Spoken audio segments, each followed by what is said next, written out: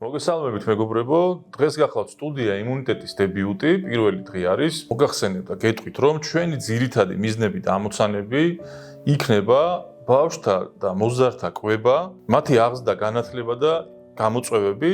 აქედან გამომდინარე, დამეთანხმებით, რომ მნიშვნელოვანია ისეთი საკითხების წინ წამოწევა, რომელიც პირდაპირ მასში არის ჩვენს კვებასთან, ჩვენი და ჩვენი შვილების კვებასთან. სტუდიის პირველი სტუმარი არის ყველასთვის საყვარელი ადამიანი, ექიმი, პედიატრი, ქალბატონ რიტა ბეგიაშვილი. ამ საკითხებთან დაკავშირებით მე მაქვს შეკითხვები, რაც ბუნებრივია ჩვენ მოსახლეობასაც აინტერესებს და შეგეკითხებით, რომ რას უნდა უფრთხილდეთ და ვერიდოთ ბავშვთა და მოზარდთა კვებაში. პირველ რიგში მეც მოგესალმებით და სანამ საუბარს დავიწყებ, მინდა დიდი პატივისცემა გამოვხატო თქვენს მიმართ წარმატება.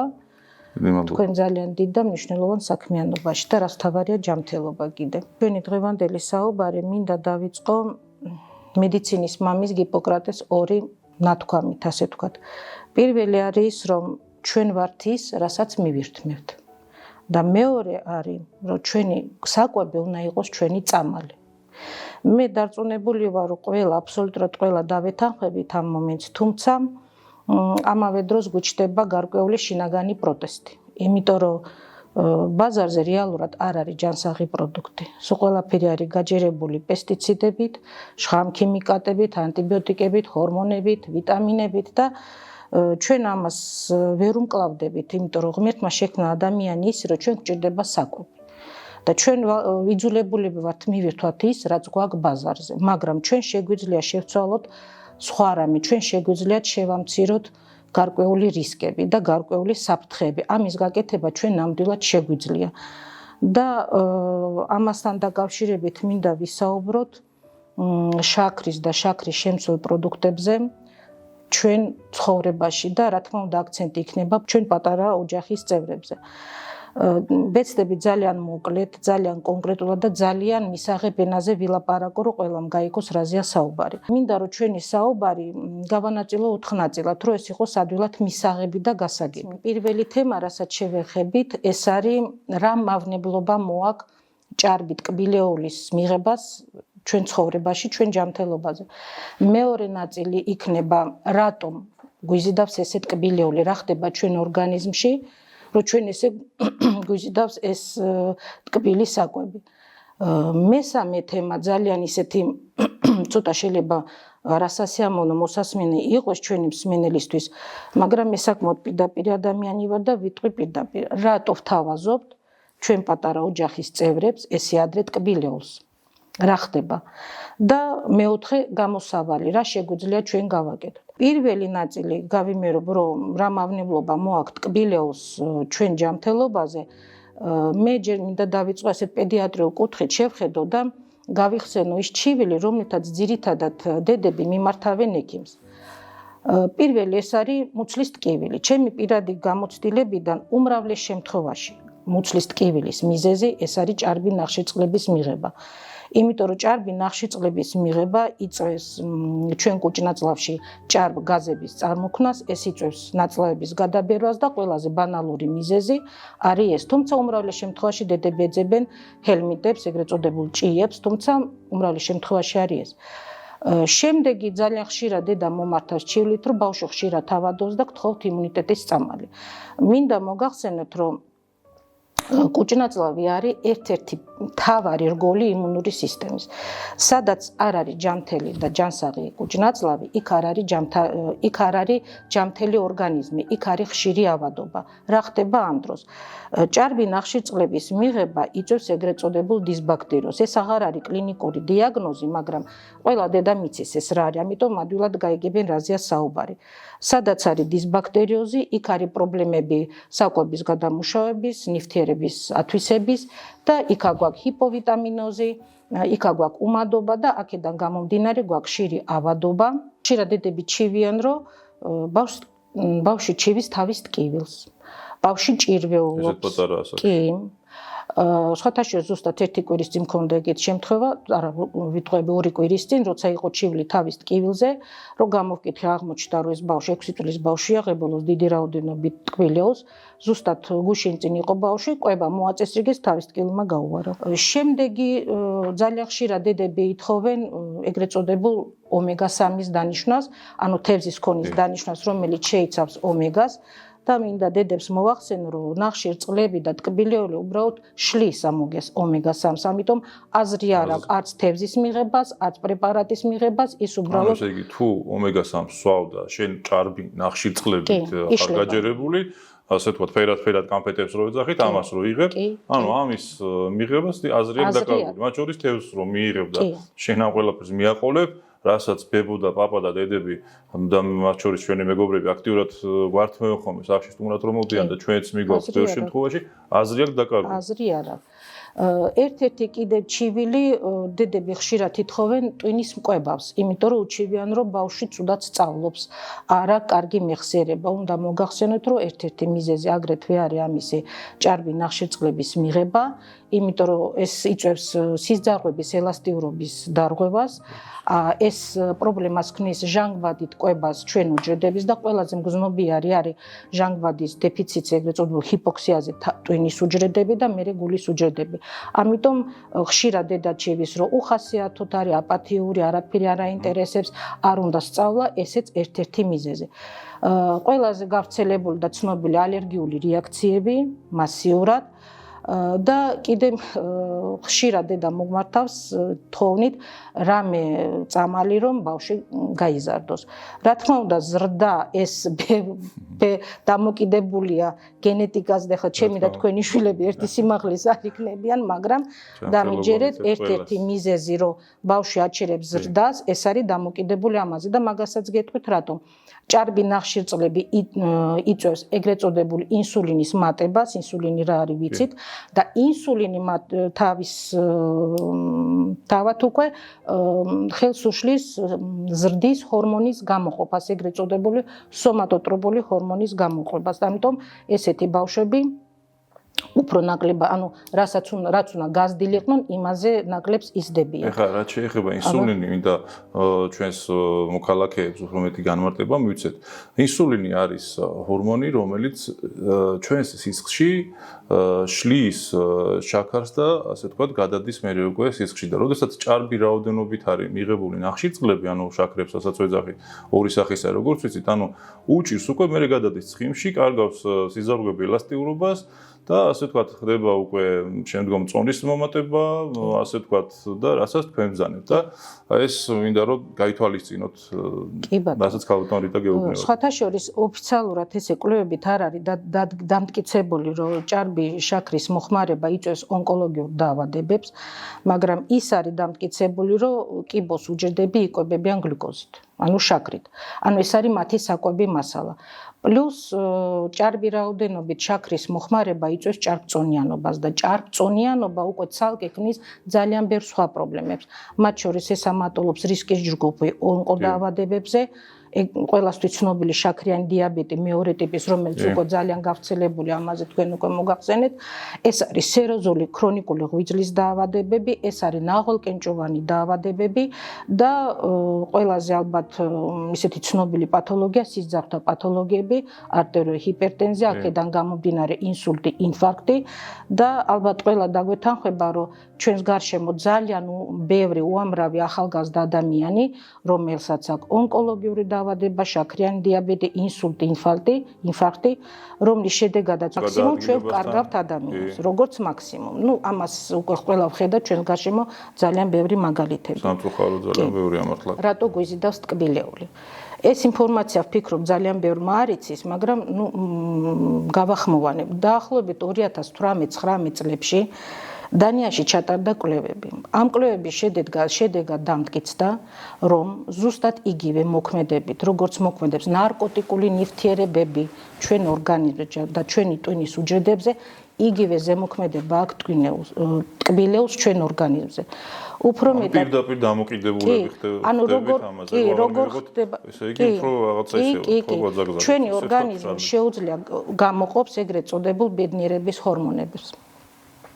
ეს ჰორმონები გვანიჭებს ჩვენ ბედნიერებას და ზუსტად აი ნარკოტიკული ნივთიერების ზემოქმედების დროს ჩვენ ტვინის უჯრედები გამოყოფენ ეგრეთ წოდებულ დოფამინს, ეგ არის ბედნიერების ჰორმონი და აქედან არის რომ ეს ნარკოტიკზე დამოკიდებული ხალხი განიცდიან ბედნიერებას, ეიფორიას, რა პრობლემაც არ უნდა იყოს რეალურ ცხოვრებაში მათი ავიწყდებათ.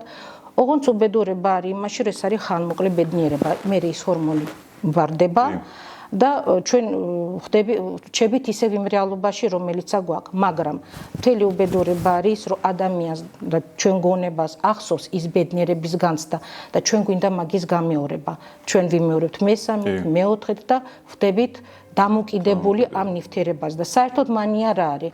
მანია ეს არის პათოლოგიური მისწრაფება რამესადმი და ეს შეიძლება იყოს ნარკომანია და ფაქტიურად გამოდის, რომ ჩვენ გვაქვს პათოლოგიური მანია შაქრის მიმართ. უფრო მეცაც გეტყვით, ამ კვლევების შედეგად დანიურმა მეცნიერებმა შესთავაზეს საზოგადოებას, რომ შაქარი მიაკუთვნონ სუბუქ ნარკოტიკულ ნივთიერებებს, მაგრამ ეს რა თქმა უნდა არ იყო მიღებული, იმიტომ რომ ეს არის მთელი ბიზნესი და კი ამას არავინ არ დათანხმდებოდა. მესამე ნაწილი ჩვენი საუბრის არის, რატომ ვთავაზობთ ჩვენ პატარებს ტკბილეულს. ჩვენ ვიცით, რომ ეს მავნებლობა შეიძლება ყველამ არ ვიცით, რომ კონკრეტული ეს ჩამონათვალი რითია მავნებელი, მაგრამ ჩვენ ვიცით, რომ ეს ცუდია, მაგრამ ჩვენ ამას მაინც ვაკეთებთ. ჩვენ ყველას ძალიან გვიყვარს ჩვენი პატარა ოჯახის წევრები, ისინი ჩვენ ბედნიერებას გვანიჭებენ და ჩვენ ძალიან გვინდათ რომ იმათ უყვარდეთ ისევე, როგორც ჩვენ გვიყვარს ისინი. ძალიან გვინდა ეს გვანიჭებს ბედნიერებას. ამისთვის ჩვენ და ბავშვი ისე სიყვარულს არავის არ მიანიჭებს, ეს უნდა დავიმსახუროთ. ერთი საშუალება არის რომ მივიღოთ აქტიური მონაწილეობა ბავშვის ყოველდღიურ რუტინულ ცხოვრებაში, ეს არის დაბანვა, კვება, დაძინება, გულაობა, თამაში, ზღაპრის მოყოლა, მაგრამ არის რეალობა რომ ყველა სუბიექტური თუ ობიექტური მიზეზების გამო ამას ვერ ვახერხებთ. ზოგია ცალკე ცხოვრობს, ზოგს ჯანმრთელობასთან პრობლემები აქვს, ხო სწორია, ზოგი მუშაობს და ჩვენ ამას ვერ ვახერხებთ.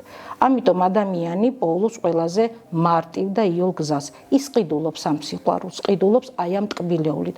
და ამაშიც ისევ არის ჩართული ეს ბედნიერების ჰორმონი. ჩვენ ურთიერთობას ფაქტია ჩვენ შვილებთან, ჩვენ ფინანსური საშუალებით ყიდულობთ და ვიმარტივებთ გზას ამ ურთიერთობისკენ. მე ამას იცით როგორ ვეძახი, აი ქართულად არის ფრაზა ფოჩიან კამფეტებზე მოატყვილო. ზუსტად იგივე ხდება.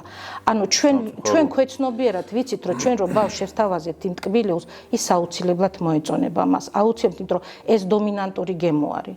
იშვიათ არიან ხალხი, ვისაც არ უყვართ ტკბილეული, მაგრამ ეს ძალიან მცირე რაოდენობა უმრავლესობას სიამოვნებს ამის მიღება და ვარ დამოკიდებული ამაზე და სხვათა შორის აი ალბათ ყველას აქონდა ესეთი ნათქვამი ფრაზა, რაღაც ტკბილი მინდა, აი სუსნაობა მინდა. ეს არის აი ეს მომენტი ბოდიში თუ ჟარგონს გამო, ეს არის ლომკის მომენტი. აი როცა ნარკოტიკულ ნივთიერებზე არის დამოკიდე და ეძებს და ლომკა აქვს, იგივე ლომკა გვაქვს ჩვენ გვინდა იმ ბედნიერების ჰორმონების გამოყოფა, ჩვენ გვინდა ეს ბედნიერების განცდა. სხვათა შორის ერთ-ერთი ბედნიერების ჰორმონად ითვლება ოქსიტოცინი. ამას ახლა ზუსტად შეიძლება ვერ გადავთანო, ამას ქვია გორმონაბნი მაშაკ, ანუ ჩახუტვის ჰორმონი. ის გამოიმუშავდება, როცა ხალხი ერთმანეთს ეხუტებიან. აი, როცა ჩვენ ხვდებით ერთმანეთს, აი საყვარელ ადამიანს, ჩვენ ამ დროს ეს ჰორმონი გამოიმუშავდება, ჩვენ ვართ ამ მომენტში ბედნიერები. და ჩვენ გვინდა ის პატარა რომ ჩაგვეხუტოს, მოგვეფეროს. ფაქტიურად ეს არის ჩვენი ეგოიზმის გამოვლინება. ვიმეორებთ, ჩვენ ვყიდულობთ ბავშვის სიყვარულს, რომ ჩვენ ერთხელ რო შევთავაზეთ ტკბილეული, მეორედ შევთავაზეთ, ჩვენ ვიცით რომ მესამედ რო სახლში შევალთ, ის ბავშვი აუცილებლად გამოიქცევა ჩვენთან, აუცილებლად ჩაგვეხუტება, მოგვეფერება და ჩვენც ბედნიერები ვართ ამით. რა საინტერესო აქცენტები დავსვით ხა. რიტა ექიმო, ანუ არასდროს არ მიფიქრია თუ ესეთი ჩემი ფინანსური და შესაძლებლობებით მე ჩემს შვილის ურთიერთობას გარკვეულწილად ვყიდულობ და ამით ვიმარტივებ გზას ურთიერთობისკენ, მაგრამ ამ შემთხვევაში ეს ურთიერთობის გამარტივება იწევს ჩემი შვილის და ყველა ადამიანი, ვისაც ახლა გონიათ რომ აჩუქებთ და უშოთ რაღაც ფერად ფოჩიან კამფეტებს, რომელთაც სავსე არის, გადავსებული არის ჩვენი ბაზარი, ასე ვთქვათ, სუპერ და ჰიპერმარკეტები, იქ ბევრ შემთხვევაში მე რაც მინახავს, მასე არის ტრანსცხიმები და შაქრით გაჯერებული საშუალებები ხდება. შეიცავს ონკოლოგიური დაავადების გამოწვეულ ნივთიერებას, კანცეროგენებს. ემულგატორები, რასაც ქვია, ეგ მაგისი სტატისტიკა არსებობს და მაგისი შკალა არსებობს სპეციალური ემულგატორები ნიშნით იწყება და ამას ცალკე კონტროლი უნდა და მე ყოველთვის ვიძახი ხოლმე ჩემ მეგობრებთან განსაკუთრებით და სადაც მივდივარ ეხლა რაღაც ეს კულტურა შევიმუშავე რომ რაღაც უფრო ეროვნული პროდუქტი მიუტანო ჩურჩხელად ყლაპი იგივე ჩირეული მიუხედავად თუმეტეს იმისა რომ არსებობს უკვე ქართული კომპანიები რომლებიც ამას არაჩვეულებრივად აკეთებენ არსებობენ ქართველი ადამიანებია მათ შორის არაქართველებიც რომლებიც ამას საქართველოში აკეთებენ და ყიდიან და შეიძლება ამას დობა გამოუცხადოთ ხო ფრუქტოზაა მეტად უფრო მარტივად გადამუშავებელი არის ის ხო არ არის გლუკოზა და აგრესიული ნახშირწყლები რომელიც ჩვენ და ჩვენი შვილების ორგანიზმში დარჩება. ისე რომ ძალიან საინტერესო აქცენტები არის და მადლობა აი ამ კუთხით რომ განავითარეთ. ეხლა და ბევრი დაფიქრდება ალბათ ამ ყურების შემდგომ, ბევრი დაფიქრდება ძალიან. მე უფრო მეტსაც გეტყვით, ჩვენ ხშირად ამას არა მარტო სიყვარულის მოსაპოვებლად გამოვიყენებთ, ჩვენ ხშირად ამითი манипуლირებთ ბავშვით. აი ალბათ ბევრს გაგახსენდებათ საკუთარი თავი, მაკოცე და კამფეთს მოგცემ. პაპასის გავუკეთებ და შოკოლადს მოგცემ. აი ეს ფაქტურად არის манипуляციის საშუალება ბავშვისა და ყველაზე ცუდი კიდე რა ხდება, იცით? აი დასაწყისში ეს ყველა სიამოვნეს. ბავშვიც ბედნიერია, მშობელიც ბედნიერია, იმიტომ რომ ეს ორმხრივი სიყვარული ტრიალებს მათ შორის, მაგრამ გადის რაღაც პერიოდი, ბავშვი ხდება დამოკიდებული ტკბილეულზე, კიდევ ერთხელ გავიმეორე ბოდიში და ლომკა ეწყება. ეს ლომკა შეიძლება მოხდეს სახლში, გარეთ, მაღაზიაში ისტერიკა მიყიდე. ამ დროს შეიძლება მშობელმა ეს აღიქვას როგორც ჩვეულებრივ კაპრიზი. ამ დროს მას მართლა მოთხოვნა აქვს. მანია აქვს სიტყვას მე უნდა რომ მიიღოს აგრესიული რომ უნდა მიიღონ ეს დოპინგი უნდა მიიღონ. და ოღონდ გადის რაღაც პერიოდი და მშობელი ხდება რომ რაღაც ცუდი ხდება ბავშვის თავს, იმიტომ რომ ის აღარაფერს არ ღებულობს. მას უნდა მხოლოდ ტკბილეული და მშობელი ხდება რომ ეხლა უნდა წავიდეს ექიმთან და ელოდება რომ ექიმი რაღაც ჯადოქრობას ჩაიდენს, რაღაც სასწავლაბს დაუნიშნავს და სულ ყველაფერი კარგად იქნება. და როცა მშობელს მე პირდაპირ ტექსტით ვეუბნევ რომ თქვენ ახარ დამნაშავე. იცით ეს ჩივილი როგორი სახით არის ხოლმე წარმოჩენილი, რომ ბავშვი არის დამნაშავე. ის მთელი დღე მიირთმევს ტკბილეულს. და ჩვენ ვართ დამნაშავე. და მე ვეუბნე რომ ბავშვი არის სხერფლი ამ შემთხვევაში. დამნაშავე ხარ შენ. და როცა მე ამ პირდაპირ სახეში ვეუბნები, მე არ მქონდა შემთხვევა, რომ როდისმე უმფროსმა ადამიანმა აღიაროს, რომ კი მე ვარ დამნაშავე. არის გაკვირვებული გამოხედვა. ცოტა ისე მხრებს აიჩეჩებენ ხოლმე და ისე ნაწყენები რჩენი, ან რჩებიან მშობლები, აი პირდაპირ ხო თქვენ საკმაოდ პირდაპირ ექიმი ხართ და ანუ ვეუბნებით პირდაპირ, ხო მე ვეუბნები, კი, მაგრამ ვინ ყიდულობს ამ ტკბილოს ბავშვომ არა აქვს ფული, პირველად ვინ შესთავაზა და აი ვინ სიჩუმე, ნუ სადღაც გულის სიღრმეში ალბათ ხვდებიან, მაგრამ თვითკრიტიკა ესეც ცალკე ნიჭია, ყველას არა აქვს ამის უნარი და ნუ სამწუხაროდ მე არ შემხედრია, ერთადერთი შემხედრია დედები, რომლებიც ამ შემთხვევაში არიან აგრეთვე მსხვერპლი. იმიტომ რომ რა ხდება, დედა არ საჭიროებს ბავშვის სიყვარულის მოპოვებას. ეს სიყვარული დედას ისედაც აქვს. იმიტომ რომ 9 თვე ატარა, თითქმის მთელი წელი ბავშვთან არის 24/7-ზე და ბავშვის სიყვარული დედას გარანტირებული აქვს. ამიტომ დედა პირველი, ნუ თუ ის ნორმალური დედა არავის წყენა არ მინდა, არასდროს პირველი არ შესთავაზეს ტკბილეულს. და დედა არის ყოველთვის მსხვერპლი, იმიტომ რომ მე მქონდა შემთხვევები, როცა ვეუბნე რატო აძლევთ. დედა იცი, მე უსუსური ვარ ოჯახის წევრების წინაშე. მე მქონდა ერთი შემთხვევა, როცა ბავშვს არაერთი ალერგიული რეაქცია ჰქონდა და უთხარი, რამდენჯერ ხო ხვდებით, რომ არ შეიძლება. მე უსუსური ვარ, როცა 1 წლის ასაკში ჩემ შვილს შესთავაზეს ტკბილეული და მე ეს გავაპროტესტე. მე მითხრეს, არ გეცოდება ბავშვიო? რა სიტყვებიდო, რა მნიშვნელობა ჩადეს ამ სიტყვებში მე ახლაც ვერ ვიგებ, მაგრამ დედა გააჩერეს და დედა დანებდა ასე თქვა. მე დარწმუნებული ვარ, რიტა ექიმო, რომ დღეს ვინ ჩვენ გვიყურებს, ხვალ ვინ ჩვენ გნახავს და ეს თქვენი სიტყვებს ვინც მოისმენს, ეს სიტყვები მათ ასე თქვა ძალიან დიდხანს ჩარჩებათ მეხსიერებაში და აი ესეთი ზუსტად ჩანაწერები, ესეთი თვითონ ისტორიები უნდა შეიქმნას, რაც შეიძლება მეტი. იმიტომ რომ თქვენთან მოდიან მშობლები, დედა, მამა ყველაზე კარგ შემთხვევაში, ძირითად შემთხვევაში დედას მოყავს ბავშვი და ესაუბრებით დედას. და ზუსტად ის პაპა, ბებო სახში, რომელიც არის ძმა, დაიკო, აი მოსყიდვის კუთხიდან გამომდინარე, იქ ტკბილს მიცემს, გააჭუმებს. იქით რაღაცა ტკბილ შაქრიან წყალს დაალევინებს, იქით გაზირებულს დაალევინებს შაქრიანს, რაც სავსე არის გადავსებულია ქვეყანა ძალიან ისეთი უსარგებლო პროდუქციით, როგორც სასმელებით ესაკვებებით და საბოლოო ჯამში ბავშვი მიყვავს იქამდე, რაც დღეს ქვეყანაში ხდება. დღეს არის 15%-იანი ბოლო 3 წლის განმავლობაში ყოველწლიურად 15% იზრდება ბავშვთა დიაბეტი. ეს არის ეროვნული ბავშვთა დიაბეტის ცენტრის სტატისტიკა. მე მოვიძიე პირადად, ვიყავ ესაუბრე, ანუ წყარო არის ზუსტად ამ ცენტრის ხელმძღვანელი, ვინც უშუალოდ მითხრა. 1350 ბავშვი იყო 2023 წელს, როცა პროგრამა ჩაიბარეს. მანამდე უფრო უკეთესი სიტუაცია იყო, ანუ მანამდეც ზრდა იყო და მივედით 1350-მდე, დღეს არის 2100 ბავშვი. ანუ 15%-მდე ზრდა არის უკვე ყოველწლიურად. 700-800 ბავშვით მეტი არის 3 წლის განმავლობაში. 700-800 ბავშვი, რამხილა გენოფონდი შექმნა შეუძლია, ხო, რამხილა ბედნიერების მოტანა შეუძლია ოჯახისთვის, როცა შეიძლება, რომ დაუშვათ სახში მომამზადოთ რაღაცას, ანდოპროდუქცია ვიყიდოთ, არ გვინდა კაცო ეს რაღაცა მაინც და მაინც ისეთი პროდუქცია, რომელიც სარგებელს არ მოუტანს, ხო? გავუკეთოთ სახში ფელამუში სიტყვაზე, გავუკეთოთ როცა გორიმით უმეტეს ხილის საბადო არის, ყველანაირი ხილია, გავყინოთ ხილი, გავაშროთ და ასე შემდგომ. ბოლო თემა, ბოლო საკითხი, რა შეგვიძლია გავაკეთოთ.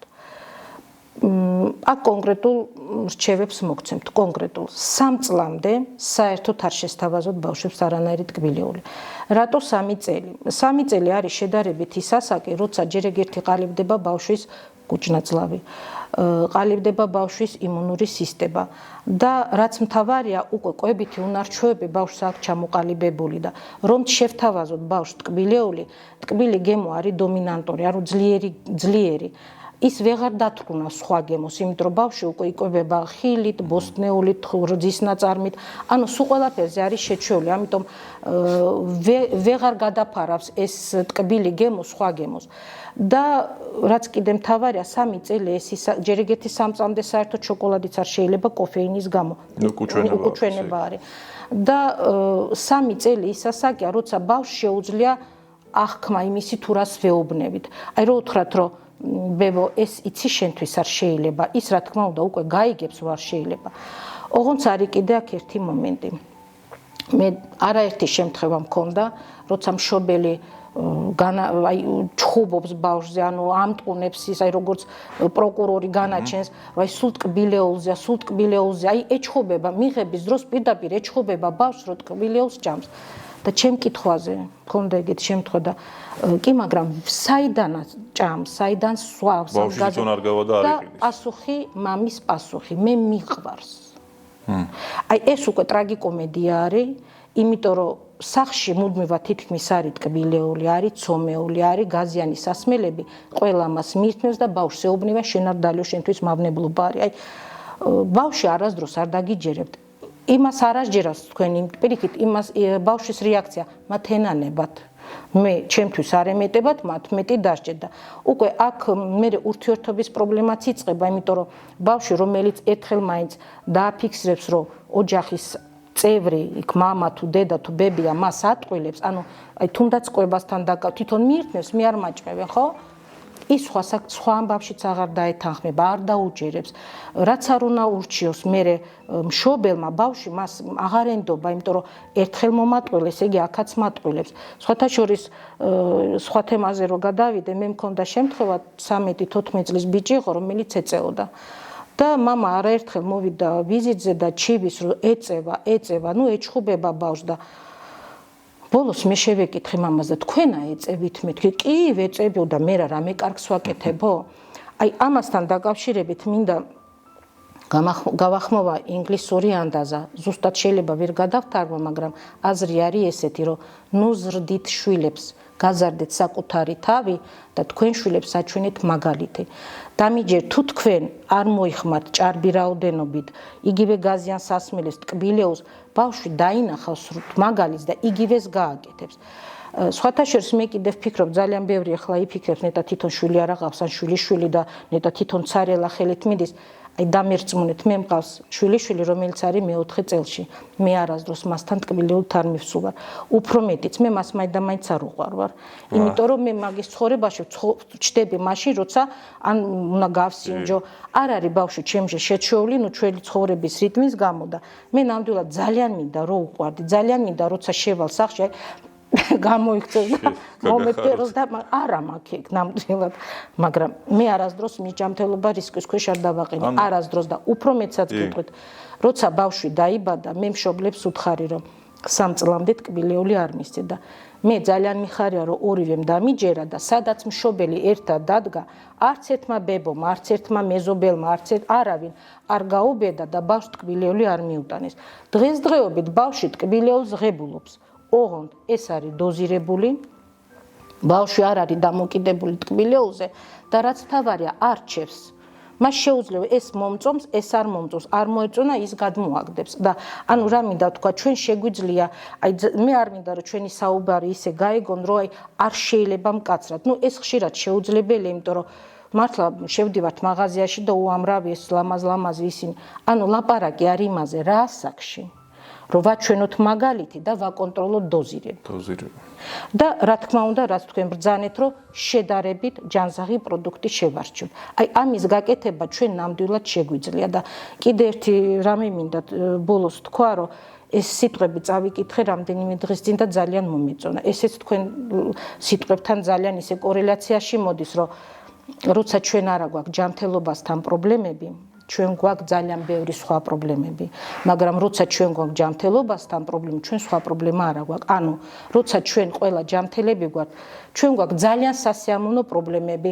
იქ ბინის ყიდვა გვინდა, შოპინგი გვინდა, ახალი რემონტი, ანუ გვაქვს სხვა ძალიან სასიამოვნო პრობლემები და მთელი ჩვენი ძალისხმევა მატერიალური თუ ფიზიკური მიდის იქ, მაგრამ როცა თუნდაც ერთი ოჯახის წევრი არის ავად, იქ ყველა სიამოვნება მთავრდება. ჩვენი საუბრის ბოლოს მე მინდა კიდევ ერთხელ მივმართო ჩვენ მშობლებს, ბებიებს, ბაბუებს, ანუ საყვარელ ოჯახის წევრებს, რომ არ აღიქვან ტკბილეულის ჭარბი მოხმარება ბავშვთა ასაკში, როგორც რაღაც ხანმოკლე პრობლემა. ეს არის პრობლემა, რომელიც არის გაწელილი მთელი ბავშვის ცხოვრების მანძილზე და მინდა მიხვდეთ ერთ რამის, რომ თქვენ დღეს თქვენი ქცევით უმოκლებთ თქვენი პატარის სიცოცხლეს, იმიტომ რომ აზიანებთ მის ჯანმრთელობას. და მეც ორიოდე სიტყვით გითხრათ მშობლებო, პაპებო, ბებოებო, რა ვიცი, მეგობრებო, ყველას რომ თქვენი შვილი, ეს არ არის მარტო თქვენი შვილი, ან თქვენი შვილიშვილი და მეგობრის შვილი. ეს არის, ეს ბავშვები არიან ქვეყნის გენოფონდი და ამ ადამიანებს ჭირდება მოფრთხილება. მოვფრთხილეთ როგორც თქვენ, ისე სულ ყველა ერთმანეთის შვილებს, რათა გაიზარდოს ჩვენი გენოფონდი, ის დემოგრაფიული პრობლემა, რაც დღეს არის ქვეყანაში, ყველამ თავისი აგური დავდოთ და ახლიდან ავაშენოთ ჩვენი ქვეყანა ამ კუთხიდან გამომდინარე. ბევრი რაღაცა კარგად კეთდება, ბევრი რაღაცა ამ კვებასთან მიმართებაში პრობლემები არის, გადასახედი არის. რა იყიდება ბაზარზე, რა უნდა ვიყიდოთ და აი ეს რჩევები ზუსტად რაც რიტა ექიმა მოგცა, მე მინდა რომ შეისისხორცოთ და გაიზიაროთ მაქსიმალურად. სიკეთეს და ჯანმრთელობას გისურვებთ. მადლობა ისევ ქალბატონით.